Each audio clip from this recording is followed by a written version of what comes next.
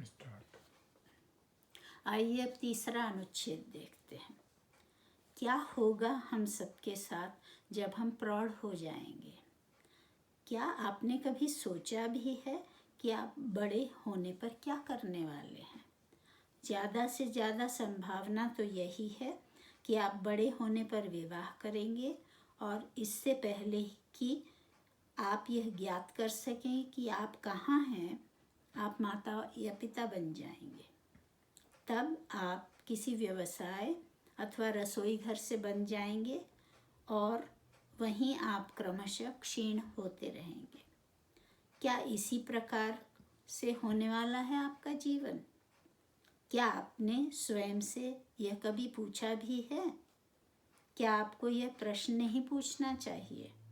मानो आप एक सुसंपन्न परिवार के हैं, आपकी प्रतिष्ठा पहले से ही सुरक्षित है, आपके पिता आपको आरामदायक कार्य दे देंगे, आप बड़ी शान से विवाह कर लेंगे, फिर भी तो आप क्षीण होंगे, नष्ट होंगे। क्या आप यह देख रहे हैं? अब तीसरा अनुच्छेद शब्दार्थ देखिए। प्रौढ़ यानी वयस्क, बड़ी उम्र वाले, ज्ञात विदित, सुसंपन्न धनी, क्षीण दुर्बल। श्री कृष्णमूर्ति के अनुसार छात्र जीवन के पश्चात वयस्क बन जाने पर विवाह, घर बार, नौकरी, यही संभावना होती है। बीतते हुए समय के साथ दुर्बलता और नाश अवश्यंभावी है। इस विषय में क्या आपने कभी विचार किया है? आइए अब चतुर्थ यानी चौथा अनुच्छेद देखते हैं। निश्चित रूप से शिक्षा व्यर्थ साबित होगी यदि यह आपको इस विशाल और विस्तीर्ण जीवन को, इसके समस्त रहस्यों को, इसकी अद्भुत रमणीयताओं को, इसके दुखों और हर्षों को समझने में सहायता न करे। भले ही आप ढेरों उपाधियां प्राप्त कर लें और आपके नाम के आगे इनकी कतार लगा लें, चाहे बहुत ऊंचा व्यवसाय प्राप्त कर लें, लेकिन यह सब कुछ पास लेने के बाद क्या होगा? यदि आपका मन हो इस पाने की प्रक्रिया में कुंठित, चिंतित और रुक्ष बन जाए, तो फिर क्या अर्थ होगा इसे पाने का?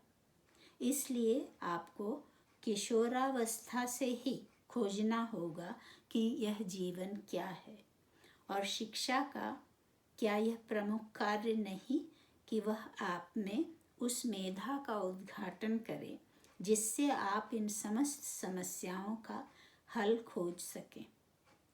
क्या आप यह जानते हैं कि यह मेधा क्या है? निसंदेह यह मेधा वह शक्ति है जिससे आप भय और सिद्धांतों की अनुपस्थिति में स्वतंत्रता के साथ सोचते हैं, ताकि आप अपने लिए सत्य की, वास्तविकता की खोज कर सकें। यदि आप भयभीत हैं तो फिर आप कभी मेधावी नहीं हो सकेंगे। किसी भी प्रकार की महत्वाकांक्षा, फिर चाहे वह आध्यात्मिक हो या सांसारिक, चिंता और भय को जन्म देती है। अतः यह ऐसे मन का निर्माण करने में सहायता नहीं कर सकती जो सुस्पष्ट हो, सरल हो, सीधा हो और दूसरे शब्दों में मेधावी हो। आइए चौथा अनुच्छेद शब्दार्थ देखते हैं। व्यर्थ यानी बेकार, साबित, प्रमाणित, विशाल, बड़ा, विस्तीर्ण, फैला हुआ, रमणीयता, सुंदरता, उपाधियां, पदवियां, कतार, पंक्ति, कुंठित, जड़, चिंतित, आकुल, उत्कंठित, रुक्ष यानी रूखा, मेधा, बुद्धि, हल, समाधान, मेधावी, तीव्र बुद्धि वाला, आध्यात्मिक, आत्मा संबंधी। शिक्षा तभी सार्थक होगी जब वह आपको जीवन की मधुरता, सुख दुख आदि अर्थात सभी छिपी हुई बातों को समझने में सहायता करे। अनेकानेक पदवियों तथा उच्च व्यवसाय की प्राप्ति के लिए किए परिश्रम के फलस्वरूप यदि आपका मन उत्कंठित और रूखा हो जाए तो क्या लाभ। इसलिए किशोरावस्था से ही जीवन की खोज करना जरूरी है। जीवन की सभी समस्याओं का समाधान करने में सहायक आप में उस मेधा बुद्धि का विकास करना शिक्षा का दायित्व है। निर्भय होकर सोचते हुए सत्य की खोज में आगे बढ़ना मेधावी व्यक्ति का लक्षण है। आत्मा संबंधी या संसार संबंधी कोई भी प्रबल इच्छा के कारण आप में चिंता या भय जागृत होता है। इसलिए यह सरल और शुद्ध मेधा के विकास में सहायक नहीं हो सकती।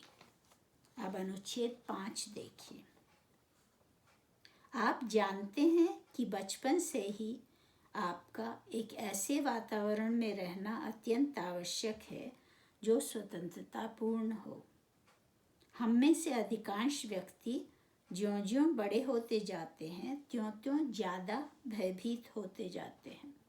हम जीवन से भयभीत रहते हैं, नौकरी के छूटने से, परंपराओं से, और इस बात से भयभीत रहते हैं कि पड़ोसी, पत्नी या पति क्या कहेंगे।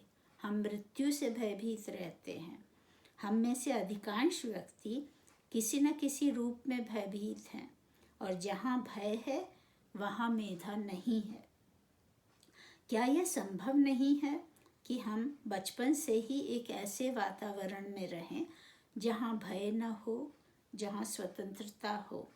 मनचाहे कार्य करने की स्वतंत्रता नहीं, अपितु एक ऐसी स्वतंत्रता जहाँ आप जीवन की संपूर्ण प्रक्रिया समझ सकें। हमने जीवन को कितना कुरूप बना दिया है। सचमुच जीवन के इस ऐश्वर्य की, इसकी अनंत गहराई और इसके अद्भुत सौंदर्य की धन्यता तो हम तभी महसूस कर सकेंगे जब आप प्रत्येक वस्तु के खिलाफ विद्रोह करेंगे, संगठित धर्म के खिलाफ, परंपरा के खिलाफ और इस सड़े हुए समाज के खिलाफ, ताकि आप एक मानव की भांति अपने लिए सत्य की खोज कर सकें। अनुकरण करना शिक्षा नहीं है। क्या यह सत्य नहीं है?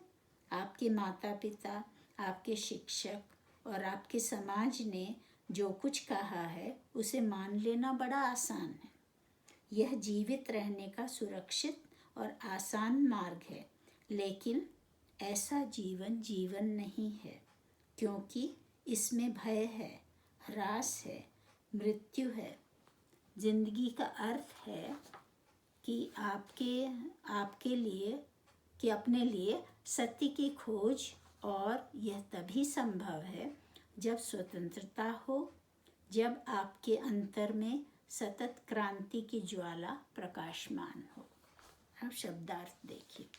वातावरण यानी परिवेश या माहौल, स्वतंत्रता, स्वाधीनता, परंपरा, अटूट प्रथा, भयभीत, आशंका के वश में, मनचाहा, इच्छानुकूल, कुरूप यानी असुंदर, ऐश्वर्य, आधिपत्य, संगठित, संयोजित, खिलाफ, विरुद्ध, अनुकरण, अनुसरण यानी पीछे चलना, आसान, सरल, ह्रास, पतन या क्षय, सतत, नित्य, क्रांति, पूर्ण परिवर्तन, ज्वाला, अग्निशिखा, प्रकाशमान, दीप्तिमान। बचपन से एक स्वाधीन परिवेश में बड़े होने का महत्व आपको विदित है। फिर भी आप किसी प्रकार की आशंका से घिरे हुए बड़े होते हैं। व्यवसाय हानि की आशंका, लोक लाज का डर, प्रथाओं का पालन न कर पाने का भय, मरने का भय, और भय और आशंका के साथ मेधा का विकास संभव नहीं। आप में जीवन की समस्त कार्य प्रणाली को समझ सकने की स्वाधीनता होनी चाहिए। उसके साथ ही आप जीवन कितना गहरा है, कितना सुंदर है, इसके विशेष आधिपत्य का आप अनुभव कर सकेंगे। इस कार्य में सहायक होगी आपकी संयोजित कर्म, रूढ़िवादी प्रथाओं तथा सामाजिक कुरीतियों के विरुद्ध क्रांति। तब आप अपने लिए सत्य की खोज कर सकेंगे। अपने गुरुजनों द्वारा बताए गए मार्ग पर चलना बड़ा सरल है, परंतु उसमें पालन और क्षय है। जीवन का लक्ष्य सत्य की स्वतंत्र खोज है, और यह नित्य पूर्ण परिवर्तन की अग्निशिखा से ही संभव है। रुकना।